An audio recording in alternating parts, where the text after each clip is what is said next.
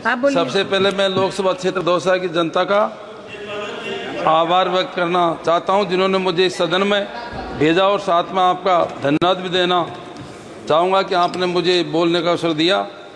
सभापति महोदय, ये बजट विभाजनकारी, सत्ता बचाने का और कुछ पूंजीपतियों को लाभ पहुंचाने का बजट है।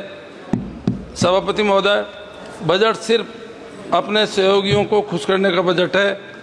देश के कई बीजेपी के राज्य, जिसमें हमारा राजस्थान भी सम्मिलित है, मुझे बड़े दुख के साथ में कहना पड़ रहा है कि जहां इनकी सत्ता है, और विशेषकर राजस्थान के जो नेता थे वो रोज कहते थे डबल इंजन की सरकार, डबल इंजन की सरकार, डबल इंजन की सरकार, लेकिन इस बजट में राजस्थान का एक बार भी नाम नहीं आया।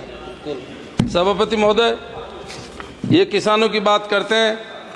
हमारा देश कृषि प्रधान देश है। यहाँ का हमारा देश मजदूरों का देश है, युवाओं का देश है। ये किसान निधि की बात करते हैं, किसानों की आय दुगनी करने की बात करते हैं।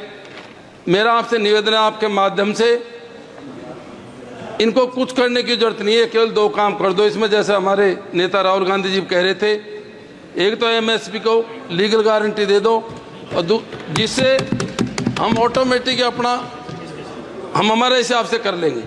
दूसरा, मेरा स्वयं का सुझाव भी है, कृषि को नरेगा से जोड़ दो, और नरेगा की दर जो हमारी पार्टी का एजेंडा भी था 400 रुपये कर दो।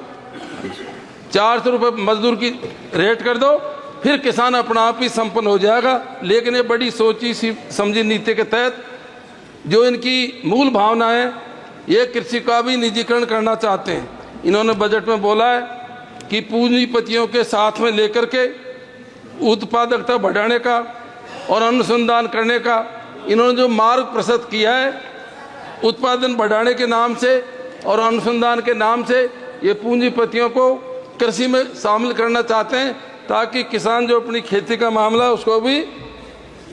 उसको भी धीरे धीरे उनके हाथ से निकल जाए। मान्यवर, सबसे बड़ी बात जो मेन समस्या है देश के अंदर बेरोजगारी की है, इन्होंने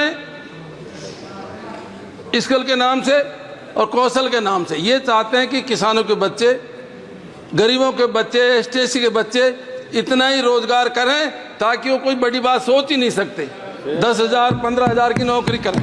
मान्यवर, ये सारे लोग अपने बच्चों को इसलिए पढ़ाते हैं कि इनके बच्चे पढ़ लिख करके सरकारी नौकरियां करें, लेकिन इन्होंने बड़ी सोची समझी नीति के तहत ये सरकारी नौकरियों को धीरे धीरे खत्म कर रहे हैं।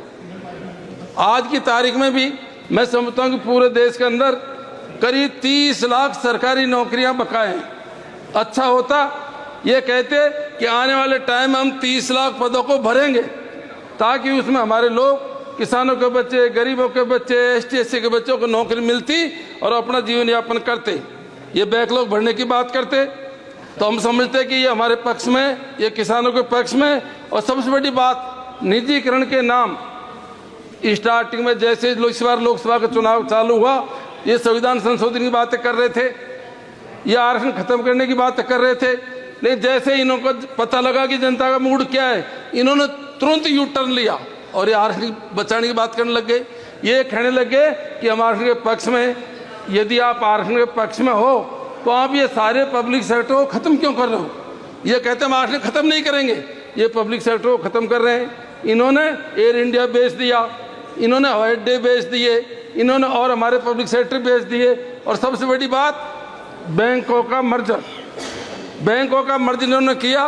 हमें सबको, आपको पता है कि हमारी पूर्व जो प्रधानमंत्री थी देश की, इंदिरा गांधी जी, उन्होंने बैंकों का राष्ट्रीयकरण किया था। और जब बैंकों का राष्ट्रीयकरण हुआ था उस टाइम पूरा देश, यहाँ के किसान सूदखोरों के चक्कर में फंस रहे थे।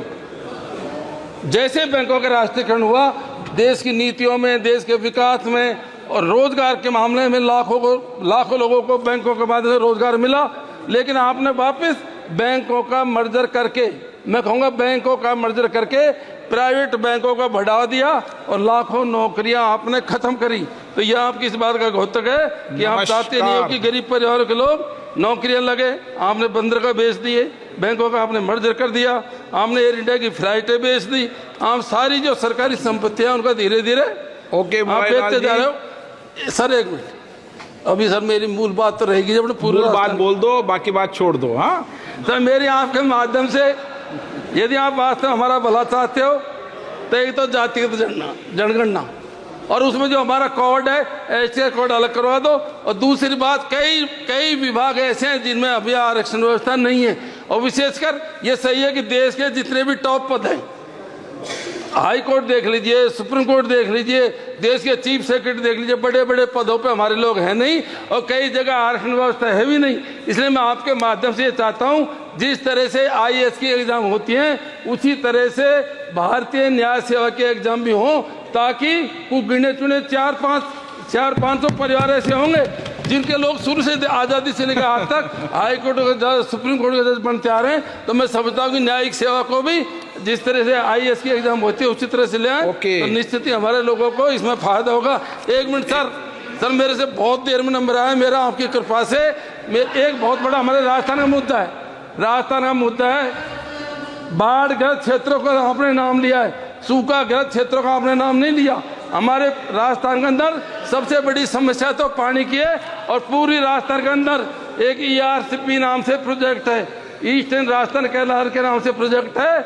मेरा आपसे निवेदन है, आपकी सरकार जो राजस्थान में थी 16-17 के अंदर, तब ERCP का प्रोजेक्ट बना करके भारत सरकार को भेजा गया था, 5 साल तो उसको राष्ट्रीय प्रोजेक्ट घोषित नहीं किया गया।